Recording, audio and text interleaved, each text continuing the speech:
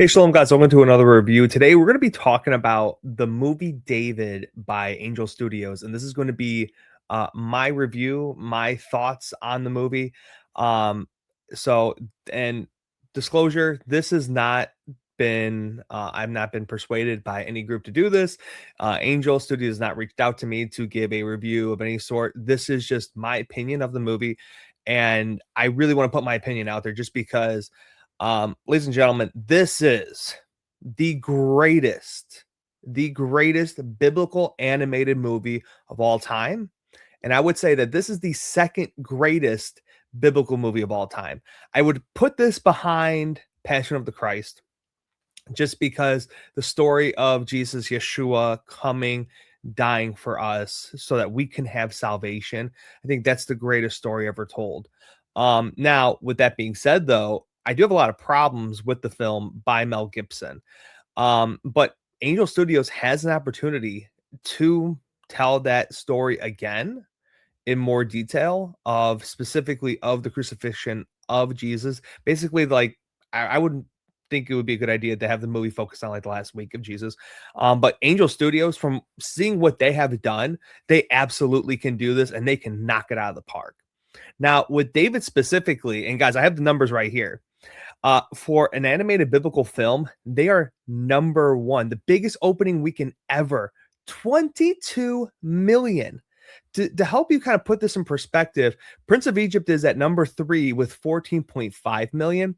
King of Kings, a movie also by Angel Studios, they came out at 19.3, and now we have David at 22 million. I mean, that's crazy. Angel is really solidifying themselves as people who are willing to put out biblical films, and I think it also shows by the numbers that we want to see these biblical films too. A lot more people are getting more interested in the Bible. And when specifically Angel Studios, for them to come out with films like this, it's getting people now ready to engage. You know, they'll watch this movie and say, this movie was spectacular.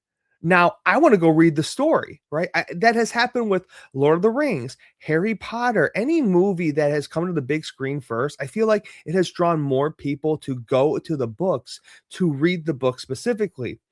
And as David is, it's going to put the person back into the Bible, the greatest book ever written.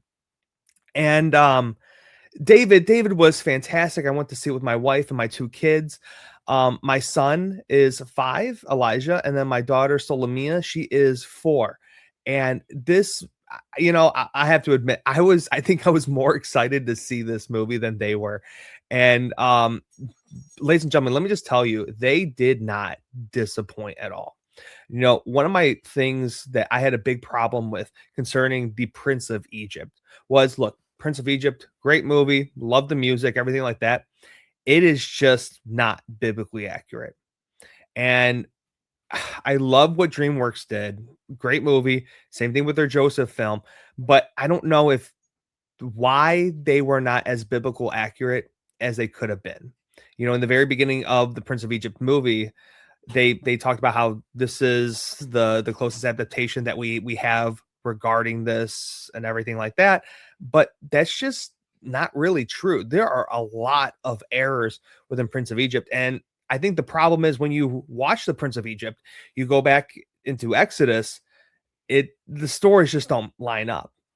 David, on the other hand, from Angel Studios, this movie lines up perfectly. And there were so many little things in this movie that I saw and I was just blown away with. The first trailer I actually saw of this was Samuel's blessing, where Samuel, he looked great. He's like, stand before me, son of Jesse. I'm like, oh, this looks cute. And right when he says Baruch, right?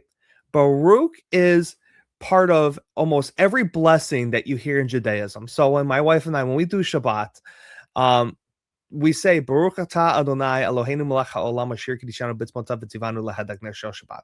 That is, but the very beginning of that is, blessed are you, O Lord, our God, King of the universe. That Baruch that's there is basically bless, to bless, blessing, any variation of that degree. When I heard Baruch haba, I My jaw dropped, ladies and gentlemen. I was like, no way. They're actually bringing in some Hebrew. I was excited. I was so ecstatic. I watched it probably like 7 times, 7 or 10 times. I watched it over and over and over again. I showed it to my wife. I was like, look at this.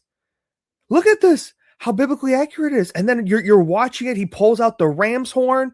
And it's cool because these are all things within 1 Samuel chapter 16, verses 1 to 13.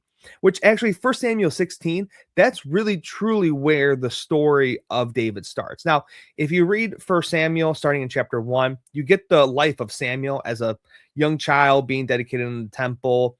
And then as the 1 Samuel goes on, they look for a king. They find Saul. Saul becomes king. So, but the movie itself specifically starts at 1 Samuel chapter 16, and it goes all the way through until the very last chapter. I believe the last chapter talks about Saul being killed, which that is not brought up in the movie. So, for biblical accurateness, 1 Samuel chapter 16, it goes all the way through to the second last chapter within the book. That's the movie right there.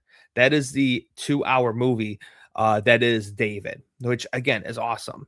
But when I saw the ram's horn and the metal around it, and that's accurate. A lot the ram's horns that we have now that hold the oil, they are overlaid in metal like this. And it was just, wow, you can tell a lot of detail went into this. A lot of historical detail, a lot of Jewish concepts are definitely present within this movie. And I was so excited. One of the things I thought was really cool, where a lot of people will probably miss this. So now this comes from the Torah specifically. This is Numbers chapter 15, verses 38 to 41, and in Deuteronomy chapter 22, verse 12. You have this thing right here called the tzitzits, right? These are supposed to be blue, and at the four corners of your garment that you are supposed to wear. And these are supposed to remind you of the commandments that God has given you. Now, Christians have a very similar thing. They have, like, the "What Would Jesus Do" bracelets.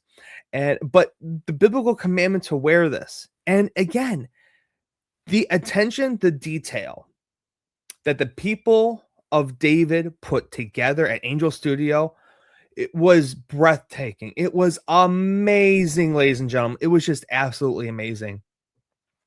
Another thing that was super cool was watching Goliath and count the number of fingers that Goliath has on his hands. Now, I loved it too because nobody has shown David's face or his voice or anything, and they saved it for the film. And I absolutely love that. Now, the reason why Goliath here has 6 fingers. So if you go to 2 Samuel chapter 21, verse 20, and 1 Chronicles chapter 20, verse 6, it talks about the son of Goliath, one of the giants, having 6 fingers. So does it verbatim say Goliath himself had 6 fingers? No, it doesn't.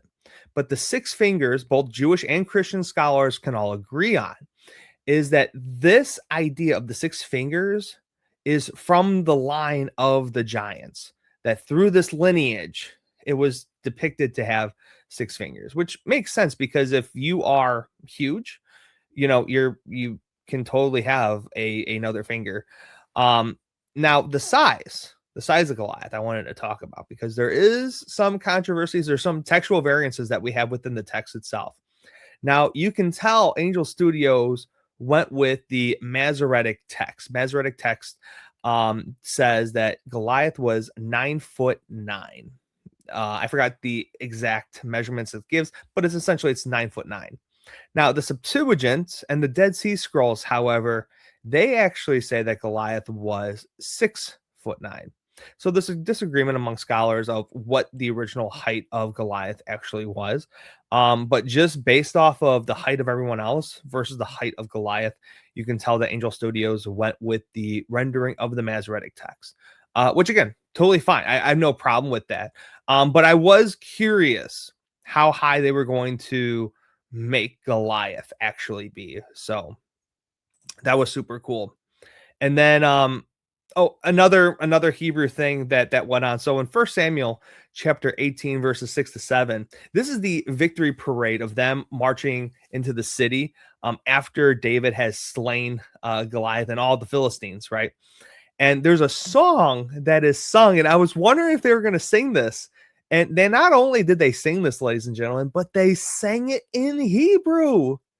They sang it in Hebrew. Like how oh, I was so giddy when I heard this. And the song that they sang was Saul has slain his thousands and David his tens of thousands.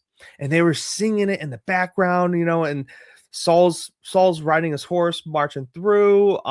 David is walking, and palm branches are being thrown at his feet and they are welcoming him. Definitely a foreshadow. And it was just it was so it was so cool. I did make the mistake, however, of not reading First Samuel again going into this. I'm just going off of just pure memory that I have of this of the story, but it was awesome. Also seeing in First Samuel chapter 19 verses 9 to 10, um it talks about the story of when Saul threw a spear at young David right here, but David was able to get away. That's all accurate, and that was all there. Same thing with after fleeing, he does go to the tabernacle and he grabs the sword, and that's actually when he sings the song "Why God." And I will get to the songs towards the end. I'm just kind of talking about the film a little bit and to begin with. And then another super cool part was I say David is in the cave. David is in the cave and he has his sword drawn. And I tap my wife next to me and I'm like, this is the part where he cuts his robe. And right after that, Saul comes out and David comes out, Lord my king, why are you hunting me? Don't you know that God has delivered you in my hands? And he's showing him the corner of his garment. Saul pulls up his robe and looks at it, and it's cut, all biblically accurate. And it was so cool, and how accurate this was. Angel Studios has taken the time to read the entire account, study it out, put everything into proper context, and they made a biblical accurate movie. They were not, you can tell that they were not influenced by Hollywood at all, by this. And I'm so happy that they made a movie and they made it accurate. So when people are watching this movie and they go back to read it in the Bible, everything that they're reading, they're going to be envisioning on what they saw in the movie theater. Just absolutely amazing. The time, the energy that they spent making this. Again, guys, this is fantastic. Now, the songs. I'm going to go and get into the songs now. The songs themselves are so beautiful. I'm listening to them. And I'm like, I remember like the lyrics that were part of the Psalms. They were in the songs themselves. There was actually an interview with the two people who worked on the songs, and they even said that they got the inspiration from Psalms for the lyrics of the songs that they were writing. And ladies and gentlemen, they absolutely did, and they killed it. The first song I want to talk about is Shalom. This is the one that David sings to King Saul. And the reason why this one is so special is because the reason why, and they don't say this in the movie, and I love this too, because again, why were everyone with their instruments coming to King Saul? If you want to know, go read your Bible. Okay. So they don't say it in the movie, but he was being tormented by an evil spirit. Okay. And I remember this just because there's an argument concerning Chronicles and Samuel. I believe Samuel says that the Lord, Yod-Heh-Vav-Heh, sent a spirit to torment him, but then in Chronicles it says like Satan There's some kind of discrepancy going in there. That's just one of the textual variances that I look at. So Saul is being tormented. If you're being tormented, you don't have your peace. You don't have your shalom. Okay, shalom is the Hebrew word for peace. It's also used as a greeting for hello, which you hear a lot whenever a new person says hi to someone. They always say shalom in the movie, which again, I'm super giddy about. But the song Shalom and how he sings it to King Saul is peace be with you wherever you go. Shalom, shalom. Like, just may this melody begin to bring you home. And it's that peace, um that cool calmness and collectiveness that this song brings you. This is what King Saul needs. So what an appropriate song for young David here to sing to King Saul. And some of the Psalms, I had to look them up because I know these are here. If you guys can in your Bibles or write this down, Psalms chapter 4, verse 8, chapter 29, verse 11, chapter 85, verse 8, chapter 119, verses 165, and Psalms 91. 91 is a very famous psalm about God's protection and his peace that he gives you. And one of the cool things, even in Psalms 91, it talks about as a mother hen puts her wings out and covers her babies, the babies run to the mother, right? We should run to God because only God can give us that protection or that shalom. So beautiful song. Another one that they completely knocked out of the park. And guys, all these songs are fantastic. The song Tapestry, so beautiful. It talks about us being clay. And this is a big one. Isaiah chapter 64, verse 8 talks about we are the clay, God is the potter, and we are being formed by him. Imagine us on that stool, and God is working with us, constantly working with us to get us to as perfect as we can be by him. And also Psalms chapter 68, verse 13 also brings that up. And then the imagery of God knitting us in the womb, it's also brought up and described within the music. And for that, go to Psalms chapter 139, verses 13 to 16. And oh man, this one, this brought me to tears in the movie theater. I cried like probably 5 times in the movie theater just because I love this movie so much, and just how biblical accurate this is. The songs that were there, how biblically accurate they were, just it brought me to tears a bunch of times. But the psalm, I will not be afraid. Right before he gets the stones to throw at Goliath, it's kind of in the background. He hums it. And right at the end, when the Amalekites capture them, I will not be afraid. Psalms 27, ladies and gentlemen, this psalm, and again, if you don't know this, you should. Here's the beginning part.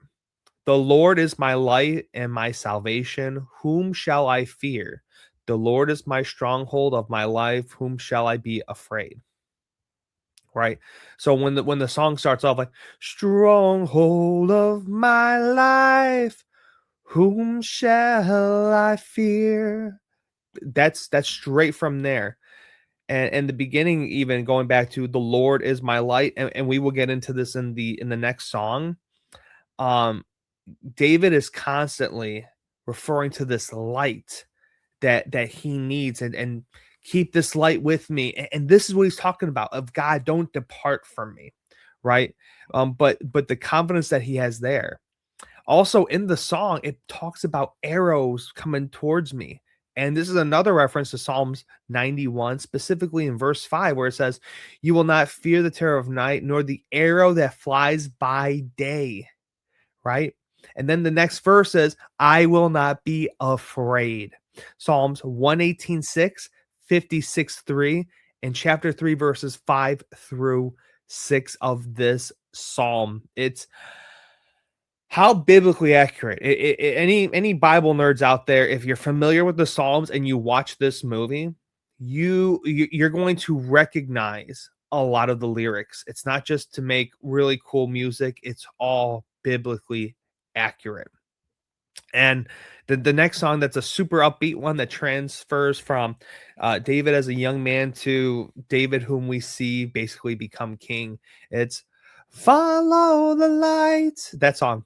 And it's Psalms chapter 18, verse 28, chapter 119, verse 105, um, and verses 103, and chapter 139, verses 11 through 12 of that.